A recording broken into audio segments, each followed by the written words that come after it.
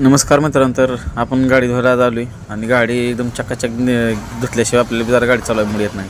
गाडी जरा लांब जायची असल्यामुळे म्हणलं गाडी जरा धुवून घ्यावी. मग काय आपल्या अक्षय दुकानावर आलो त्यांनी फिसकूट तयार करायची मशीन नवीन आणली वाटतं. मग ती म्हणलं जरा करू, मस्त दिसते. मग आता बघावर गाडी धुतल्यावर कशी एकदम भारी वाटायला काळी काळी कुळकुळीत निघली गाडी.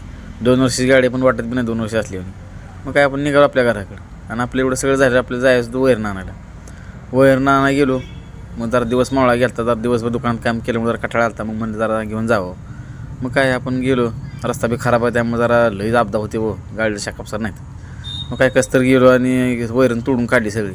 वैरण तोडून झालं तर मग आलो दुकानात आलेला आपण दिवसभर पसार तासात ठेवला होता. मग आता ह्या गाड्याचं कामकाज करायचं आपल्याला. मग काय म्हणलं पत्रा जाऊन आणावं. पत्रा दमतून घेतला मध्ये. असा फोगा आला की काय बोलायचं कामच नाही.